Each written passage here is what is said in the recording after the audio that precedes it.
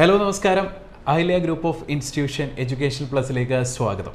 ഇന്ന് നമ്മളോടൊപ്പം ഉള്ളത് അഹല്യ ഗ്രൂപ്പ് ഓഫ് ഇൻസ്റ്റിറ്റ്യൂഷൻ ഡയറക്ടറും അഹല്യ എഞ്ചിനീയറിംഗ് കോളേജ് പ്രിൻസിപ്പളുമായ PR ശ്രീ മഹാദേവൻ പിള്ള സാറാണ്. സാർ, ശരിക്കും ഇനി ഒരു ഗവൺമെൻറ് ജോലി എന്നുള്ളതിന് കേരളത്തിൽ എത്രമാത്രം സ്കോപ്പ് ഉണ്ടാവും? സർക്കാർ ജോലിയുടെ സാധ്യത കേരളത്തിൽ എന്ത് എന്നുള്ളതാണ് ചോദ്യം. അതൊരു ചോദ്യചിഹ്നമായി ഇനി വളരെ നാൾ നിലനിൽക്കും എന്നാണ് ഞാൻ വിശ്വസിക്കുന്നത്. കാരണം ഞാനൊക്കെ വിദ്യാർത്ഥിയായിരിക്കുന്ന കാലത്ത് എഞ്ചിനീയറിംഗ് പഠിക്കുന്ന എല്ലാവർക്കും കേരള സർക്കാരിൻ്റെ ഒരു ജോലിയായിരുന്നു അവരുടെ സങ്കല്പത്തിലുള്ളത്. അത് ഒന്നിൽ PWDയിൽ, അല്ലെങ്കിൽ KSRTCയിൽ, അല്ലെങ്കിൽ ഇറിഗേഷൻ അല്ലെങ്കിൽ KSEBയിൽ, അല്ലെങ്കിൽ പോർട്ടിൽ, ഇങ്ങനെയൊക്കെയുള്ള ജോലികളായിരുന്നു എല്ലാവരുടെയും. ഇന്ന് എഞ്ചിനീയറിംഗ് പഠിക്കുന്ന ഒരാളും അങ്ങനെ ഒരു ജോലി സ്വപ്നം കാണാറില്ല. കാരണം അന്ന് പഠിക്കുന്നവരുടെ എണ്ണം കുറവായിരുന്നു. എന്നേക്കാൾ കുറച്ചുകൂടെ മുമ്പ് പഠിച്ചിരുന്നവർക്കൊക്കെ അവർ ഡിഗ്രി കഴിഞ്ഞ് ഇറങ്ങുമ്പോൾ തന്നെ സർക്കാരിൻ്റെ അപ്പോയിൻമെൻറ്റ് ഓർഡർ അവർക്ക് കിട്ടുമായിരുന്നു. അവരുടെ റിസൾട്ട് ഡിക്ലെയർ ചെയ്യുമ്പോൾ ഒരു ഇൻ്റർവ്യൂവും കൂടാതെ അപ്പോയിൻമെൻറ്റ് ഓർഡർ കിട്ടുന്ന സ്ഥിതി വരെ ഉണ്ടായിരുന്നു. കേരളത്തിൻ്റെ സാമ്പത്തിക അവസ്ഥ ഒരു ഫ്ലോട്ടിംഗ് ഇക്കോണമിയാണ്. ഇതുവരെ നമ്മുടെ സാമ്പത്തിക സ്ഥിതിയെ പിടിച്ചു നിർത്തിയിരുന്നത് വിദേശത്തുനിന്ന് കേരളത്തിലേക്ക് വരുന്ന പണമാണ്. അതിന് കാരണം ഏകദേശം 35 ലക്ഷത്തോളം മലയാളികൾ ഗൾഫിൽ തന്നെയുണ്ട്. അതുപോലെ 30 ലക്ഷത്തിന് മേലെ മലയാളികൾ മറ്റിതര സ്ഥലങ്ങളിൽ ജോലി ചെയ്തുകൊണ്ട് അവരുടെയൊക്കെ വരുമാനം നാട്ടിലേക്ക് വരുമായിരുന്നു. കാരണം അവരൊക്കെ ജോലി കാലാവധി കഴിയുമ്പോൾ തിരിച്ച് നാട്ടിലേക്ക് വരാൻ ഉദ്ദേശിച്ചിട്ടുള്ളവരായിരുന്നു.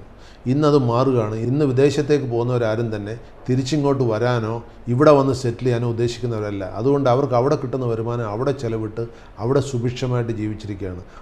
അതുകൊണ്ട് എന്ത് സംഭവിക്കുമെന്ന് ചോദിച്ചു കഴിഞ്ഞാൽ, ഇവിടെ ഗവേൺ ചെയ്യാനുള്ള എക്സ്പെൻസസ് നമ്മൾ കട്ട് ഡൗൺ ചെയ്യണം. നമുക്ക് ഭരിക്കാനുള്ള ചിലവുകൾ കുറച്ചേ പറ്റുള്ളൂ. എന്ന് മാത്രമല്ല, പറ്റാവുന്നത്ര മേഖലകളിലേക്ക് പബ്ലിക് പ്രൈവറ്റ് പാർട്ടിസിപ്പേഷൻ, അതായത് പൊതു സ്വകാര്യ സംഗമം അല്ലെങ്കിൽ സഹകരണം, അത് നമുക്ക് ഇല്ലാതെ ഇനി കേരളത്തെ മുന്നോട്ട് കൊണ്ടുപോകാൻ കഴിയില്ല. അപ്പോൾ ആത്യന്തികമായിട്ട് എന്ത് ഉണ്ടാവും എന്ന് പറഞ്ഞു കഴിഞ്ഞാൽ, പ്രത്യേകിച്ചും ഇന്ന് ആർട്ടിഫിഷ്യൽ ഇൻ്റലിജൻസിൻ്റെയും അതുപോലെ ഡിജിറ്റലൈസേഷൻ്റെ യുഗമാണ്. പല ഭാഗത്തും ഹ്യൂജായിട്ടുള്ള കൂടുതൽ വേണ്ടി വരുന്ന മാൻ പവർ നമുക്ക് ഒഴിവാക്കാൻ പറ്റും. അതുകൊണ്ട് ജോലിക്കാരെ പരമാവധി കുറച്ചുകൊണ്ട് കമ്പ്യൂട്ടറിൻ്റെ സാങ്കേതിക വിദ്യയെ പരമാവധി ഉപയോഗപ്പെടുത്തിക്കൊണ്ടുള്ളൊരു ഭരണ സംവിധാനത്തിലേക്ക് എല്ലാ സർക്കാരുകളും മാറിക്കൊണ്ടിരിക്കുകയാണ്. സ്വാഭാവികമായിട്ടും കേരളത്തിനും അത് മാറേണ്ടി വരും. അതുകൊണ്ട് സർക്കാർ ജോലികൾ എന്നുള്ളത് പതുക്കെ ഇനി ഒരു മരീചികയാവും. ഒന്ന്. രണ്ടാമത്, സർക്കാർ ജോലിയോടുള്ള താല്പര്യവും കുറഞ്ഞു വരികയാണ്. പണ്ടൊക്കെ സർക്കാർ ജോലി കിട്ടിയ തിരുവിതാംകൂർ ഭാഗത്തൊരു ചൊല്ലുണ്ടായിരുന്നു, ശ്രീപത്മനാഭൻ്റെ 4 ചക്രം വേണം എന്നുള്ളത്.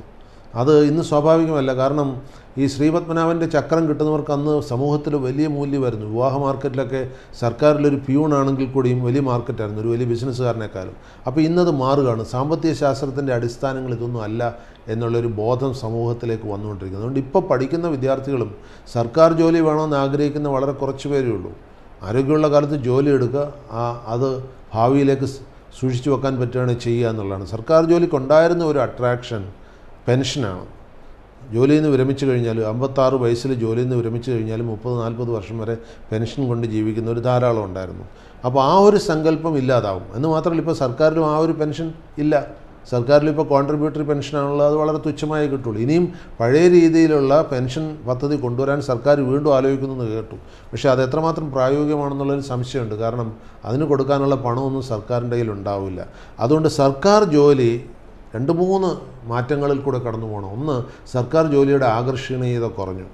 2, സർക്കാർ ജോലിക്ക് കിട്ടാൻ ഉള്ള സാധ്യത വളരെ കുറഞ്ഞു. മൂന്നാമത്, ഇപ്പോൾ എല്ലാ രംഗത്തും താൽക്കാലിക ജോലിക്കാരെ തിരികെ കയറ്റിക്കൊണ്ടിരിക്കുക. അതുകൊണ്ട് public service commission, Kerala PSC പോലുള്ള സ്ഥാപനങ്ങളുടെ റെലവൻസ് കൂടി കുറവാണ്. ഇതിനകത്ത് ഭരണകക്ഷികളുടെ രാഷ്ട്രീയ അതിപ്രസരം എല്ലായിടത്തും സംഭവിക്കാറുണ്ട്, അത് ശരി തന്നെയാണ്. പക്ഷേ അത് കണക്കിലെടുത്താൽ കൂടുതൽ അവർക്ക് ആർക്കും സ്ഥിരമായ ജോലികൾ കൊടുക്കാൻ ഒരു സർക്കാരിനും കഴിയില്ല എന്നുള്ള വസ്തുത. അപ്പോൾ അതുകൊണ്ട് ഇന്നിപ്പോൾ കേരളത്തിൽ നിന്നൊരു എക്സോഡസ് ഉണ്ട്, ഒരു കൂട്ടപ്രയാണം അന്യനാടുകളിലേക്ക്. കാരണം ഇവിടുത്തെ സർക്കാർ ജോലിയെ കാത്തിരിക്കുന്നവർ വളരെ എണ്ണത്തിൽ തുച്ഛമാണ്. എന്നാൽ ചിലർ വർഷങ്ങളോളം സർക്കാർ പരീക്ഷകൾക്ക് വേണ്ടി, അത് കേരള PSC, UPSC പരീക്ഷകൾക്ക് വേണ്ടി തയ്യാറെടുത്ത് വർഷങ്ങളോളം ചിലവിട്ടിട്ട് അവസാനം അത് കിട്ടാതെ നിരാശരായി പോകുന്ന, നിരാശരാകാമെന്ന് മാത്രമല്ല, ഇപ്പോൾ പോലീസിൻ്റെ ലിസ്റ്റിൽ വരുന്നവർ, UD ക്ലർക്കിൻ്റെ ലിസ്റ്റിൽ വരുന്നവർ, ഇവരൊക്കെ കൂട്ടത്തോടെ സർക്കാരിനെതിരെ സമരമായിട്ട് സെക്രട്ടേറിയറ്റിൻ്റെ നടയിൽ ധർണയിരിക്കേണ്ടി വരുന്ന കണ്ടീഷൻ കേരളത്തിലുണ്ടാകുന്നുണ്ട്. ഇത് എത്ര കാലത്തേക്ക് ഇങ്ങനെ തുടരുമെന്നറിയില്ല. പക്ഷേ ഒരു കാര്യം വ്യക്തമാണ്, എല്ലാ കാലത്തും തൊഴിൽ ദാതാവായിട്ട് നിലനിൽക്കാൻ നമ്മുടെ സർക്കാരുകൾക്ക് കഴിയില്ല. ഇന്ത്യയിൽ മാത്രമേ ഈ ഒരു പ്രതിഭാസം ഉണ്ടായിട്ടുള്ളൂ. മറ്റ് രാജ്യങ്ങളിലൊന്നും സർക്കാർ ഒരു തൊഴിൽ ദാതാവല്ല. എന്തിന് US മുതലുള്ള വളരെ വികസിതമായ രാജ്യങ്ങളിൽ സർക്കാർ തൊഴിൽദാതാവ് അല്ലെന്ന് മാത്രമല്ല, സർക്കാരിൻ്റെ ജോലികൾ കൂടി പ്രൈവറ്റ് സ്ഥാപനങ്ങളെയാണ് അവർ ഏൽപ്പിക്കാറ്. അപ്പോൾ ഇവിടെ അങ്ങനെ ഉണ്ടായിട്ടില്ല. ഇവിടെ പ്രൈവറ്റ് സ്ഥാപനങ്ങളിൽ ചെയ്യേണ്ട ജോലികൾ കൂടി സർക്കാർ ചെയ്യുന്ന ഒരു സ്ഥിതി ഒരു കാലത്തുണ്ടായിരുന്നു. അപ്പോൾ അത് മാറി വരികയാണ്. അപ്പോൾ മാറുന്ന സാമൂഹിക വ്യവസ്ഥിതിക്കനുസരിച്ച് മാറ്റമില്ലാത്തതായിട്ട് ഒന്നേ ഉള്ളൂ, അത് മാറ്റം തന്നെയാണ്. അതുകൊണ്ട് ആ മാറ്റത്തെ നമ്മൾ സ്വാംശീകരിക്കാൻ തയ്യാറാകണം. എന്നാൽ മാത്രമേ കേരളത്തിന് പിടിച്ചു നിൽക്കാൻ കഴിയുള്ളൂ. സാർ ഈ പറഞ്ഞതുപോലെ തന്നെ ഒരുപക്ഷെ ജോബ് സെക്യൂരിറ്റി എന്ന് പറയുന്ന ഒരു ഒറ്റ ഫാക്റ്റ് വെച്ചിട്ട് തന്നെ ആയിരിക്കാം ഈ പറയുന്ന ആളുകളെല്ലാം തന്നെ സർക്കാർ ജോലിയിലേക്ക് പോകുന്നത്. എന്തായാലും സാർ ഒരുപാട് നന്ദിയുണ്ട് ഇത്രയും വാല്യുബിൾ ആയിട്ടുള്ള ടൈം നമ്മളുമായി സ്പെൻഡ് ചെയ്തതിൽ. Thank you. നന്ദി.